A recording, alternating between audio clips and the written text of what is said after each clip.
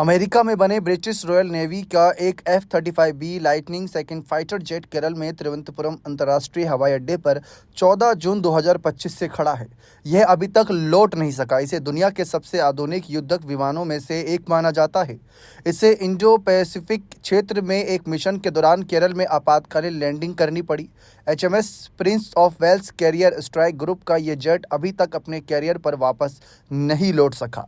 बताया जा रहा है कि पहले कम ईंधन और फिर खराब मौसम के कारण ऐसा हुआ। बाद में हाइड्रोलिक सिस्टम में खराबी भी आ गई। ऐसे में इसे सिविल एयरपोर्ट पर उतरना पड़ा। सोशल मीडिया पर यह सवाल उठ रहे हैं कि क्या यह विमान भारतीय क्षेत्र में जासूसी करने आया था। ये भी कहा जा रहा है कि क्या इसका सिस्टम भारत ने लॉक कर दिया है, जिसे खोला नहीं जा सकता। अब इस पर कुछ बड़ी रिपोर्ट सामने आई है। दरअसल हाल ही में एक छपी रिपोर्ट के अनुसार केरल में खड़े ब्रिटिश जेट की संवेदनशील तकनीक की सुरक्षा को लेकर चिंता बढ़ा दी गई है। ब्रिटेन के सांसदों ने इसे लेकर सवाल उठाए। इससे पता चलता है कि भू राजनीतिक रूप से संवेदनशील क्षेत्र में आधुनिक सैन्य हार्डवेयर का संचालन कितना मुश्किल है। भारतीय अधिकारियों ने लॉजिस्टिक हेल्प देने का ऑफर किया, मगर ब्रिटिश रॉयल नेवी ने इस पर कोई जवाब नहीं दिया। ये जेट अभी भी ब्रिटिश सुरक्षा में है। इसे वापस सेवा में कब लाया जाएगा, इसकी कोई निश्चित समय सीमा नहीं है। अगर इसकी कुछ खूबी की बात करें तो ये प्लेन कम दूरी पर उड़ान भरने में सक्षम, स्टिल्थ कोटिंग, रडार को चकमा देने में माहिर। इस एडवांस विमान में एडवांस सेंसर फ्यूजन है। ये विमान इलेक्ट्रॉनिक युद्ध क्षमताओं से लैस है। हवा, जमीन, समुद्र में टारगेट्स पर हमले में माहिर। ये विमान parade and Whitney F135 engine द्वारा संचालित है। अब देखिए, इसमें जैसा कि लिखा है कि रडार को चकमा देने माहिर है, इसको लेकर भी सवाल उठ रहे हैं कि जब ये विमान भारत के करीब आया तो इसको लेकर भारत की नेवी ने कहीं ना कहीं अपनी जांच पड़ताल में कुछ ज़रूरी चीज़ें पाई थी, जिसको लेकर इस विमान की खूबियों पर अब सवाल उठ रहे हैं। रिपोर्ट में कहा गया है कि F-35B की कीमत $100 मिलियन से अधिक है। ये ऑपरेशन हाई मास्ट में भाग ले रहा था। ये इंडो पैसिफिक क्षेत्र में एक बड़ा ब्रिटिश नौसैनिक अभियान है।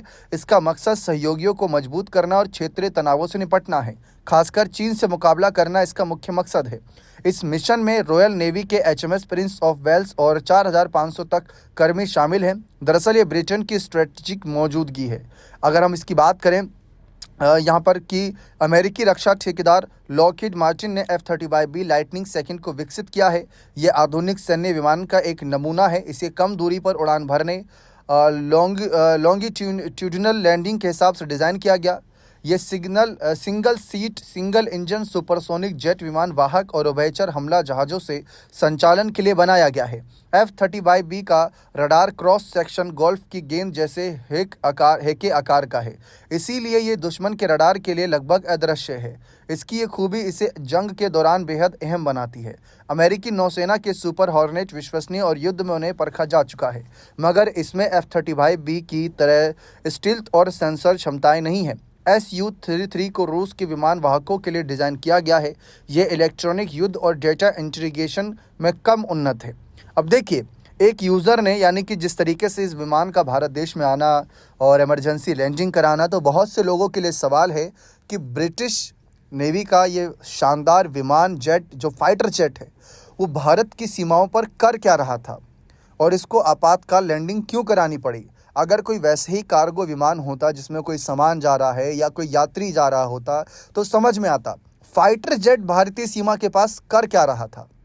एक यूज़र ने कहा कि यूके का एक F-35 विमान केरल में उतरा था, शायद ये जासूसी करने आया था। भारत ने उसके सिग्नल को जाम कर दिया। फिर सुखोद विमान ने उसे रोका। खबर है कि यूके की टीम उसे अनलॉक नहीं कर पाई। अब US भी इसमें शामिल होना चाहता है। भारत ने 12 शर्तें रखी हैं। इन शर्तों में ये भी है कि भारत अपने इंजीनियरों को वहां रखेगा। यह हमारी मदद के बिना उसे अनलॉक नहीं कर सकते। ऐसा कहा गया है कि भारत ने यह भी कहा कि वो विमान को कार्गो के रूप में नहीं ले जाने देगा।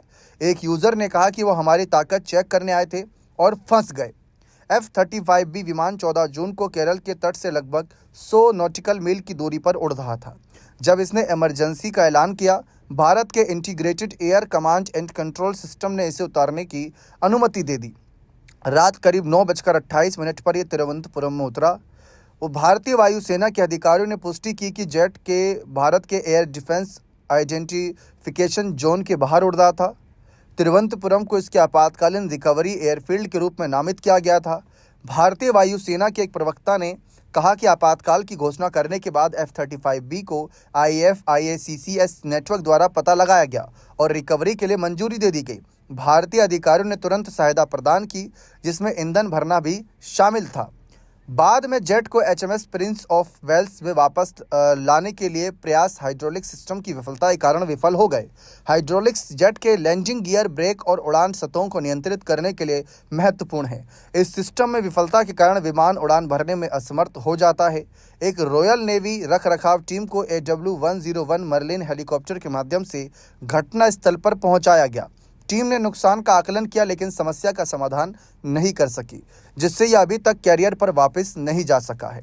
F-35B जेट को एयरपोर्ट के बे 4 पर रखा गया है। ये ब्रिटिश कर्मियों और भारत के केंद्रीय औद्योगिक सुरक्षा बल द्वारा कड़ी सुरक्षा में है।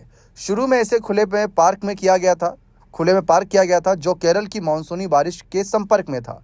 इससे संभावित नुकसान और सुरक्षा जोखिमों के बारे में चिंताएं बढ़ गईं। रॉयल नेवी ने शुरू में एयर इंडिया के जेट को हैंगर में ले जाने का प्रस्ताव को अस्वीकार कर दिया। हालांकि 2 हफ्ते बाद ही ब्रिटिश अधिकारियों ने विमान को एक रखरखाव हैंगर में ले जाने पर सहमति जताई, मगर यह पूरी तरह अभी ब्रिटिश टीम की देखरेख में ही होगी।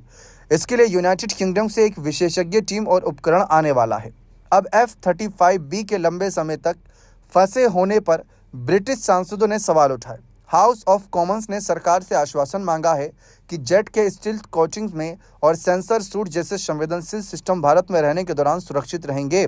रक्षा मंत्रालय के एक बयान में जोर दिया गया कि विमान अभी भी ब्रिटिश नियंत्रण में है।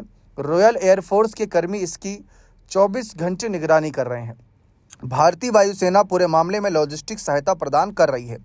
अब देखिए, आपातकालीन लैंडिंग यूनाइटेड किंगडम और भारत के बीच बढ़ते रक्षा संबंधों को उजागर करती है। भारत इंडो पैसिफिक क्षेत्र में एक महत्वपूर्ण रणनीतिक भागीदार है। HMS Prince of Wales operation High Mast के हिस्से के रूप में भारतीय नौसेना के साथ संयुक्त समुद्री अभ्यास में लगा हुआ था। ये मिशन चीन के साथ बढ़ते तनाव के बीच क्षेत्र में ब्रिटेन के झुकाव को दर्शाता है। अब इस विमान को लेकर भी काफ़ी चर्चा सोशल मीडिया पर हो रही है। तमाम तरीके से लोग अलग अलग बातें रख रहे हैं। कोई इस विमान को लेकर सवाल उठा रहा है, कोई इस विमान को लेकर मीम्स बना रहा है। अलग अलग तरीके से यहाँ पर बातें सामने आ रही हैं। अब देखिए, ये बात सामने आ रही है कि भारत के कब्जे में दुनिया का सबसे उन्नत लड़ाकू विमान, ये यहाँ पर बहुत बड़ी खबर बना हुआ है पूरे दुनिया में, क्योंकि बहुत से लोगों ने कहा कि ये जासूसी करने तो नहीं आया था। अब इस पर भी बहुत सारे सवाल उठ रहे हैं कि क्या खामी थी। अब देखिए, भारत की तरफ से बारिश धूप झेल रहे F-35 विमान को खुले आसमान से हटाकर बंद जगह में खड़ा करने का ऑफर दिया गया। इसे एयरपोर्ट का हैंगर कहा जाता है। अब यहाँ पर जिस तरीके से सवाल है कि क्या भारत से डर रहा है ब्रिटेन, ऐसी भी यहाँ पर चर्चा हो रही है। विमान भारत के एयर डिफेंस परखने आए थे।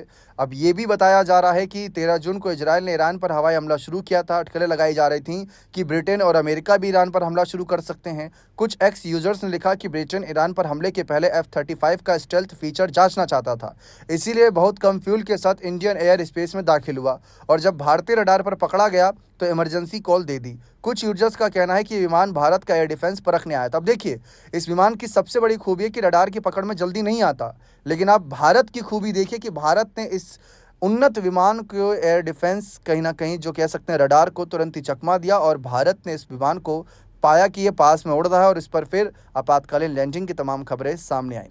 बने रहें चैनल के साथ। बहुत बहुत शुक्रिया।